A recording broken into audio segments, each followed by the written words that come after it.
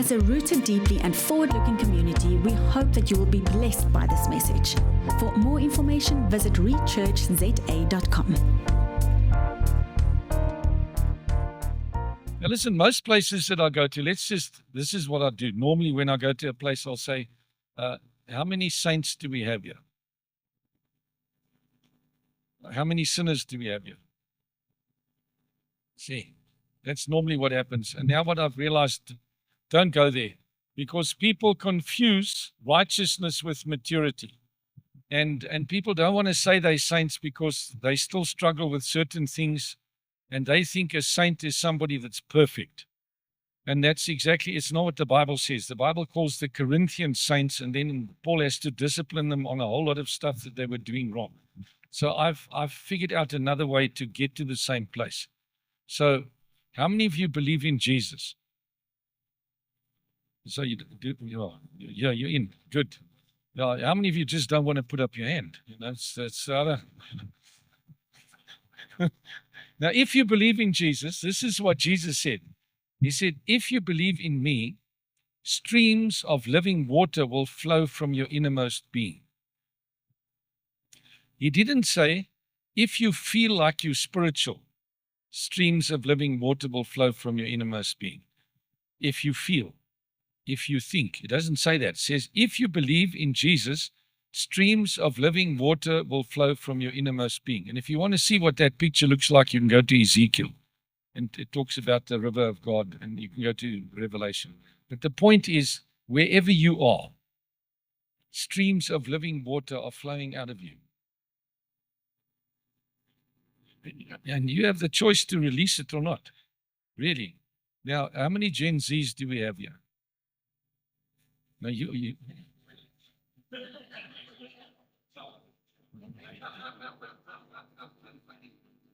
Borderline, I think. You are. Okay. So for the Gen Zs, now for the older guys like Laurie and me, and some of the Vidkopper, we understand streams of living water. Gen Z doesn't understand that language.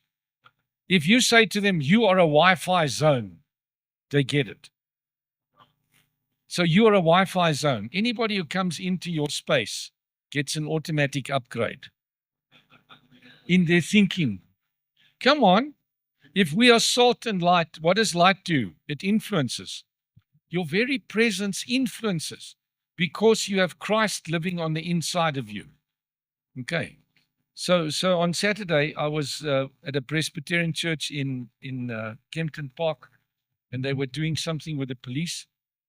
They had the young policemen, what do they call it, the youth unit, and they were taking them through like a walking in victory, spiritual checkup, inner healing type of program. And so there was one guy there that's one of the facilitators, and he's been friends with a friend of his for 47 years. They've been friends. Isn't that awesome? They've known each other since junior school. Well, probably right from pre-grade 1 all the way through. And so his friend only got saved like 7 days before. So he's also at this thing. So this was one of the things I simply said, if you believe in Jesus, then streams of living water will flow from your innermost being. So ask your friend if he's got any pain. And so he looks at his friend, the unsaved one, and he said, the one that just got saved, and says, do you have any pain? He says, yes, my left foot, it's like on a scale of 1 to 10, 8. I said, grab his hand and smile at him.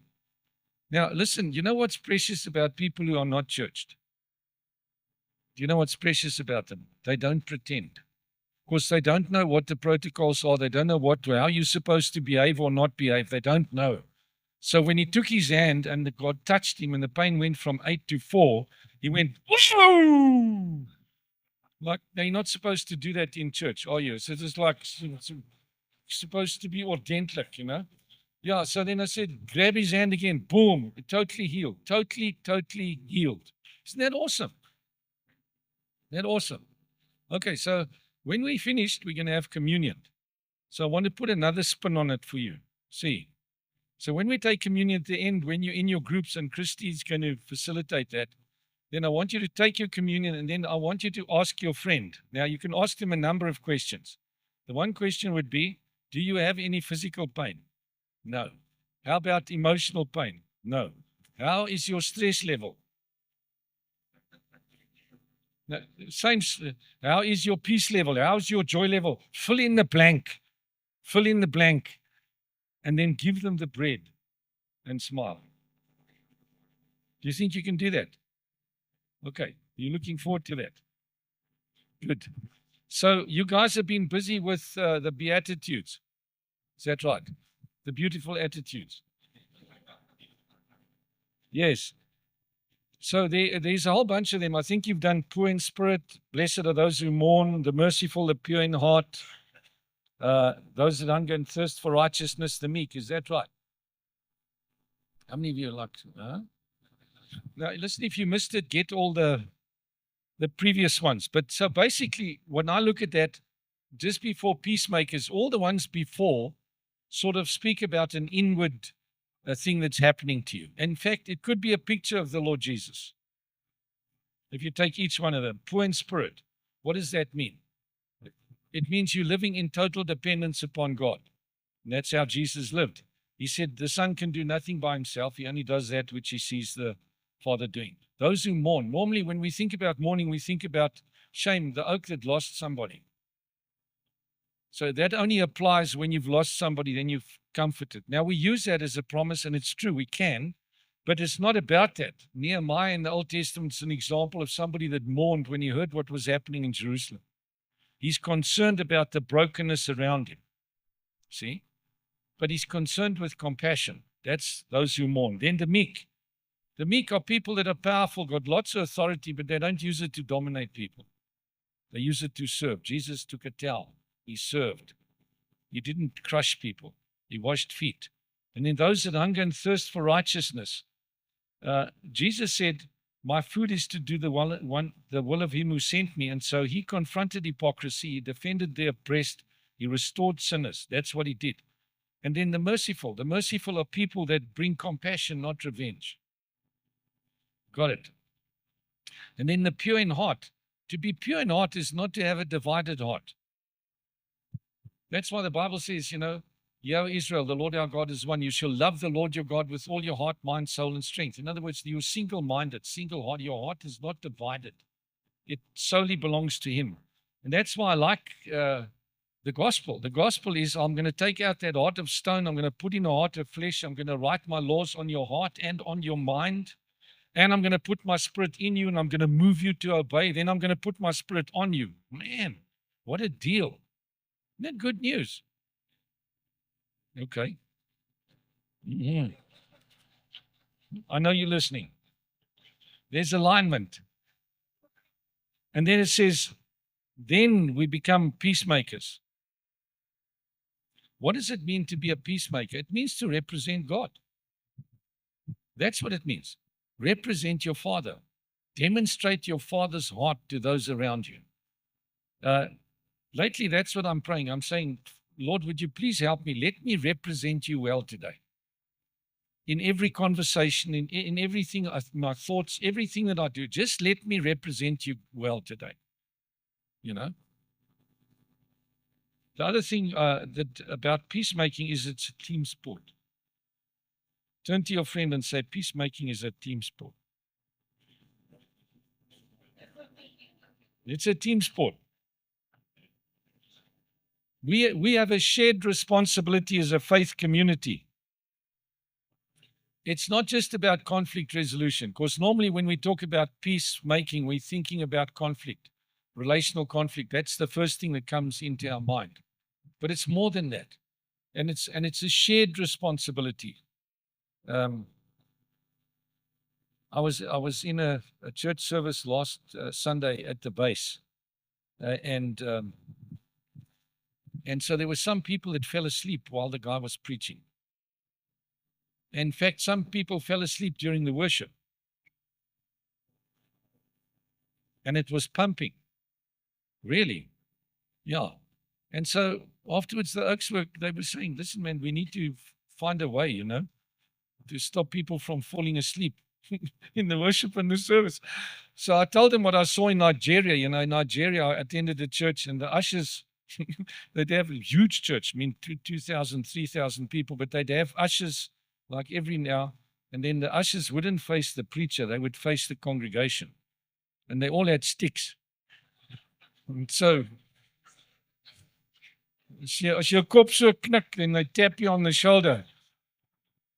And the third tap, they somewhere take you out to the deliverance tent.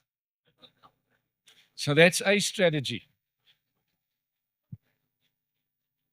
But I want to make you aware of something, and this is what I said to him. I said, you have to discern what's happening there. Is it a demonic thing that's causing them to slumber? Or is it that they are coming into a place of such peace that they just get ministered to, whammo, and they go? Because we wouldn't feel strange if we pray for somebody and they wham and just lie there and fall asleep. We're not going to say, okay, that's demonic. We're going to say, God is busy ministering to them.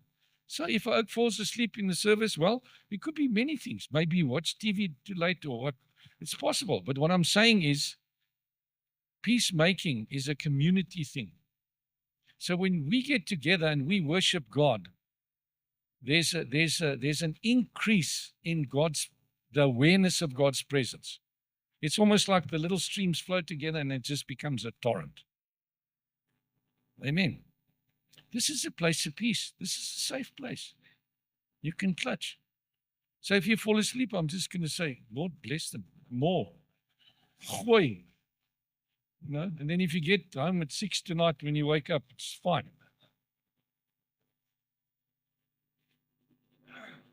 It's a team sport. So let's go back to our verse. Blessed are the peacemakers, for they shall be called the sons of God. Here's a more, I want to capture some of the nuance translating it from the original. It says, blessed are the peacemaking ones. See? So sometimes it's good to check the grammar, because when we say blessed are the peacemakers, we are thinking that's a noun. No, peacemakers, it's a noun. But the original doesn't say it that way, although it ends up being the same place. It's the same as saying, we are more than conquerors. You know that verse? The original doesn't say that. It says, we overconquer through him who loved us. Can you see that? Now, you could say, well, 6 of 1, half a dozen, it's the same thing. But the emphasis is on the action, not just on the being. You hear what I'm saying? Okay, so blessed are the peacemaking ones, because they themselves shall be called the sons of God. They themselves. The Greek highlights certain things, puts another word in there, they themselves, which is the emphasis. The emphasis is what Jesus wants you to see is you definitely, absolutely. If you are peacemaking, you are going to be called. God himself is going to call you and recognize you as a son of God. You see that? You're going to be known as a son of God. In other words, what are the characteristics of sons of God? They are peacemakers. And obviously, it's not your own self-will and effort, because the Bible says, they that are led by the Spirit of God, they are the sons of God. So this is a spirit activity. It's wherever you go, releasing that peace, and it can be released in different ways. So peacemaking is a team sport. So leaders can create the space, but we must embrace it as a culture. You know, if somebody says, what does your culture look like? We are peacemakers. We represent Dad. You come into the space, it's a safe space. Doesn't matter who you are, where you've come from, doesn't matter. Doesn't matter where you are on your journey. It doesn't matter. You're loved and accepted. Is that good? So peacemaking requires grace and truth. Grace without truth becomes avoidance. Truth without grace becomes harshness. How many of you are married? How many have been married for a while? No. Hey, it's tough, eh? Especially if you're a man. No, I'm telling you. No, listen, I'm telling you, if you're a man, yeah, it's tough, man. It's tough. It's tough. Yeah, you are trying to please God, do what God wants you to do, and then your wife chirps you, and then you're harsh with her. And then the Lord says to you, let me just show you something here. There was another oak just like you. His name was Peter. He was also married. You know that? Peter was married. He had a wife. He writes, he says, husbands, don't be harsh with your wives or your prayers will be cut off. So husbands, got a tip for you. You're trying to serve God properly, represent Him well. You're harsh with your wife. Guess what? You can hear the chainsaw start. Zoom, zoom, zoom, zoom, zoom. Those prayers are cut off. That was for somebody. Don't be harsh. Represent Dad well.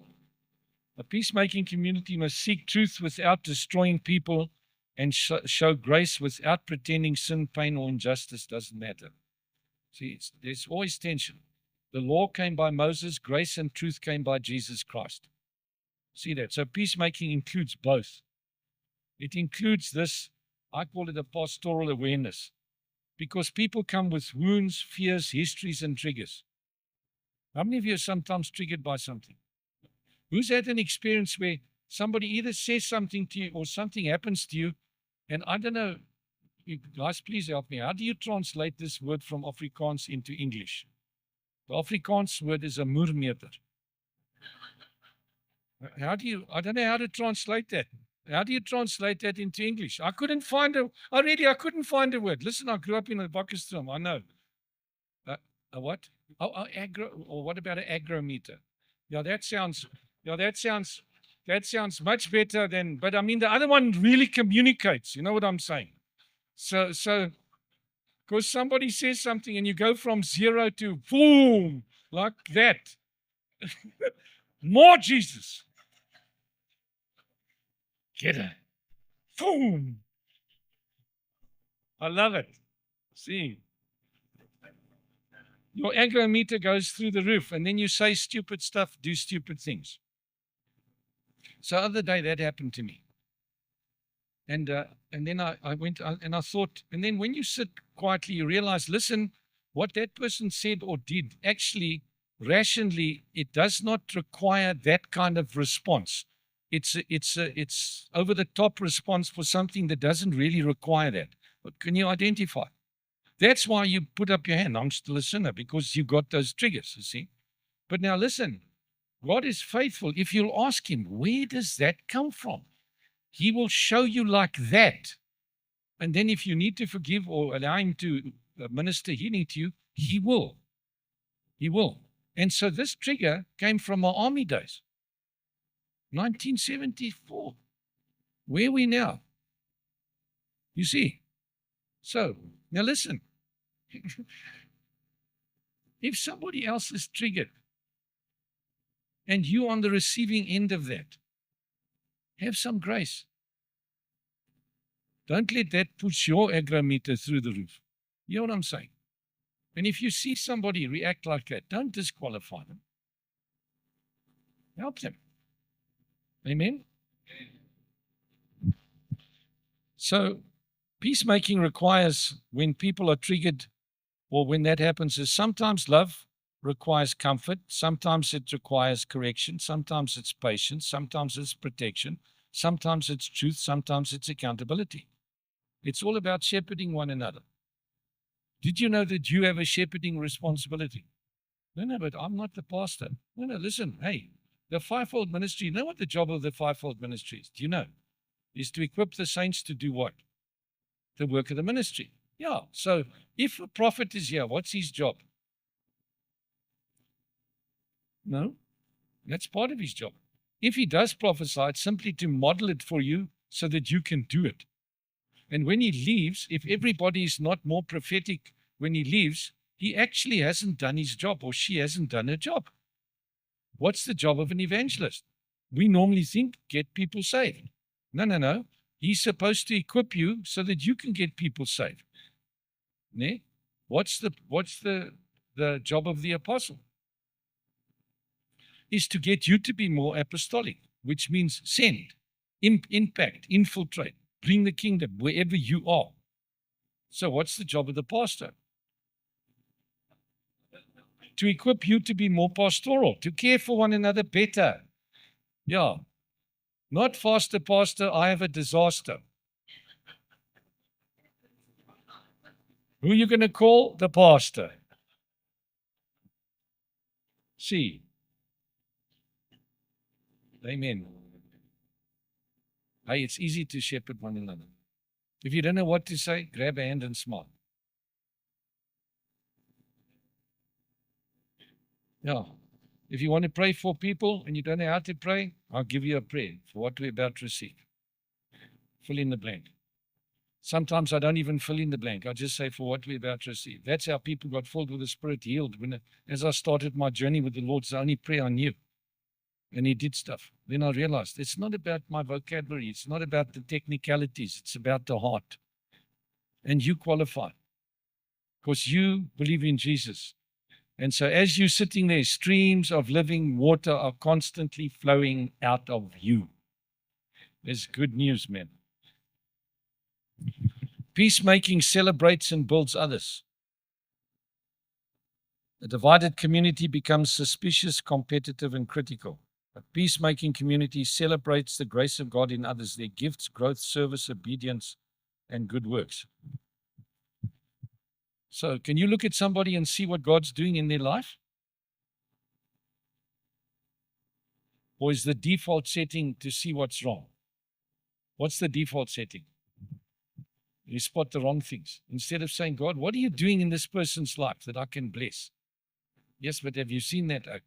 Yeah, but find out what's God doing in his life and just bless it. You know, because God's doing something good. He did create them, didn't he? He did redeem them by his blood from the empty way of life handed down to them by their forefathers. He did. He does love them, doesn't he? He's got a plan for them, hasn't he? He's busy working in them. And the good work that he began, he will bring to completion. So can you celebrate what God's doing in somebody else? Isn't it exciting? Come on. Peacemaking develops relational capacity. Many people want peace, but they don't yet know how to practice it. So you have to recognize, I have to recognize, we have to grow in listening, patience, honesty, humility, courage, forgiveness, accountability, and love. It's a discipleship process. And if we can say to each other, hey, we're on a journey, guys, growing into this. How can I help you? How can you help me grow in this thing? Which means you have to be vulnerable. And really, this is a team sport. God designed it that way. I wish he didn't do it that way. You know, I wish it could be just me and Jesus, you know, never worry about anybody else. But it's not like that. He designed us to operate as a body. It's very important. And so, and part of that is how do you forgive? How do you confront in love? Because the Bible simply says, speak the truth in love. It doesn't tell you how to do it. It doesn't tell you. And so that's part of what we're supposed to do is we're supposed to help each other. We're supposed to, and it's a skill. Fortunately, you can learn it. You know, when I grew up, you know, my relational capacity, you know, people would speak about dysfunctional. This is how weird it gets. People would speak about, have you heard about people speaking about dysfunctional families? So I thought, yes, I'm glad I didn't come from a dysfunctional family. Yeah, then people ask me, so, you know, when you grew up, what happened? I said, well, you know, after my mom and dad were married for 25 years, they got divorced. But I didn't grow up in a dysfunctional family. Excuse me? Really? Yeah, it's like normal. No, it's not. And you only see that when you interact with a healthy family, you begin to see things. So I grew up thinking like an attorney. I did. So when you're an attorney, what's most important? Right and wrong. So I learned techniques from my dad. He didn't sit me down and say, now, this is how you work through relationship. No, he just did it. He modeled it for me. So what did I see my dad do? I saw him handle conflict his way. And you know what his way was? You listen very carefully to what the other person's saying. Would you like some tips? How many of you want some tips? You want some tips? Good. Here's a tip. Your wife speaks. You just listen for 1 or 2 words. If she says you always, you've got her. If she says you never, you've got her. You've got to. Because all you have to do is show one exception in all these years, and you've won the argument. Push. I'm right, you're wrong. Never mind what the issue is. You look for the loophole, you cop it, you win, she loses. When that happens is the atmosphere in the room just, and you get the cold shoulder. So you have to recognize, I have to recognize, listen, that's part of the empty way of life handed down to us. Now, when we are in community, there are people that come from healthy backgrounds. They can teach you a couple of things. They can model a couple of things to you. They can reflect back to you. I was in a small group in Freud, and I said something, and I said it in a particular way. And my friend Relay looks at me and she says, Charles, you're being bloody rude.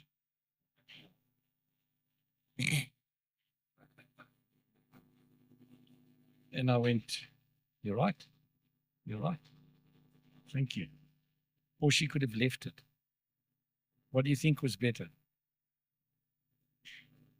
She told me. See? So sometimes you can be in an environment where you give each other that permission. Now, we have to tell other people, do not try this at home. This was done by professionals. So, there's certain but that's what the goal that you're looking for is where you get to a place where you can be honest, open with one another, and know that when somebody speaks to you, it's not to damage you. It's to help you. So peacemaking is, and by the way, I can send you a link on unity and forgiveness, the practicality of how to handle stuff like that. You know, basically people get offended. I think last time I was here, I told you 4 things. You either said, didn't say, did, or didn't do something that causes an offense. And so if we're going to resolve it, and I know about it, then I need to say to you, listen, what did I do, not do, say, not say, that's caused this an offense? How did it affect you? Tell me. How did it impact you emotionally, relationally, socially, financially, whatever? What does an acceptable apology look like? And what can I do to fix it up? See? And that's part of preserving the unity of the Spirit in the bond of peace. So sometimes if you're leading especially, it's good to be proactive and ask. Now for me, believe it or not, people say I've got a very strong personality. I don't think so. But apparently they do. And they'll say things like, no, you can't talk to Charles. He has a strong personality. He's opinionated. Well, listen, if you have an opinion, you should have an opinion. You know what I'm saying? You know, don't be wishy-washy about it. But now people interpret that as, you're going to be on the receiving end. No. So it's my job is to be proactive then, to ask, hey, did I say anything, do anything that could have offended you? Tell me. Let's sort it out. And if you're being unreasonable, we'll get somebody else to make the call. No? So the first thing with peacemaking is we've got to help people get reconciled to God. That's part of the peacemaking process. And so, and listen, you have authority to say to somebody, listen, your sins have been forgiven. You have authority to be able to speak that over them. You do. Jesus said so. Based on what? Based on what he did. So you can tell somebody your sins are forgiven. And sometimes the effect will be dramatic. That same Presbyterian church I was at, one Sunday evening after the service, oaks were hanging around. I had the senior leader's daughter was sitting next to me.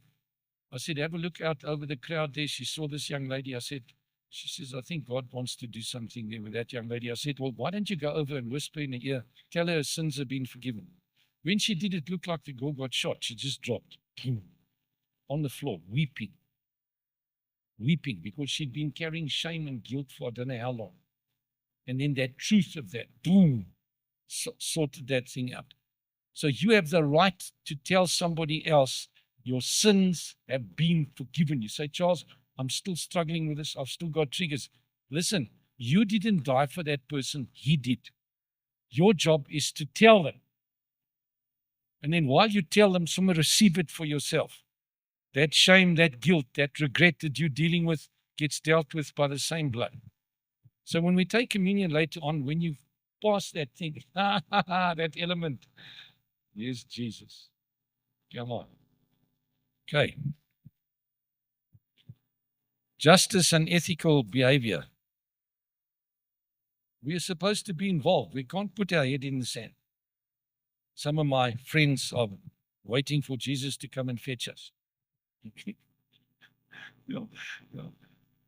I've got to be careful because I might quote a song now and you guys have clues about, but Laurie might know the lyrics.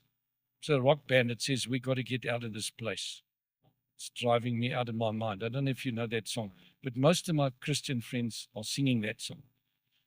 Jesus, we got to get out of, just come and take us out of this place. It's such a disaster. And then he says, no, actually you need to occupy until I come. See? So we can't ignore. No, we shouldn't be involved in politics. Yes, we should. Yes, we should. We shouldn't be involved in education. Yes, we should. We shouldn't be involved in business. Yes, we should. We shouldn't be involved in the arts. Whoa. Yes, we should. Where does the light need to shine? Where the darkness is. So come on. There where you are, where you cop stress because of your work situation. Ask the Lord to turn up the volume. Shine brighter. Say, Lord, here's an excellent opportunity for you because yes, it's dark here. So crank it. Come, Holy Spirit, bring the kingdom. See? And then watch what happens. Reconciliation with others, we spoke about that. Wholeness within yourself, that's part of peacemaking. And helping others become whole. And then what about our responsibility towards creation? What about stewardship? It's part of it. So there's a picture of Jesus and the demoniac, and that covers all of those things. You remember the story. The guy is totally demonized. Jesus crosses over after the storm, gets there. The guy is naked, scratching chains, runs down to Jesus, falls at his feet, even though he was so severely demonized. How many pigs were there again? I think it was 2,000, was it? Yeah, so he had at least 2,000 demons because, one pig without a demon wouldn't run into the sea. So that's how I figured it must be at least one demon per pig, or one pig that had at least one demon. Fall into the sea. So, but then what happens to that guy? He's isolated, tormented, cut off from the community, not at peace within himself. His life is marked by disorder, shame, fear, and separation. And then he encounters Jesus. And then the stuff starts to happen. And so Jesus doesn't avoid broken places. He doesn't leave people in bondage. He doesn't just leave a problem. He brings his kingdom into that chaos by his Spirit.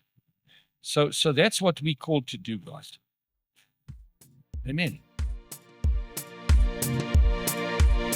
Thank you for taking the time to listen, and we hope you've been blessed. For more information, visit rechurchza.com.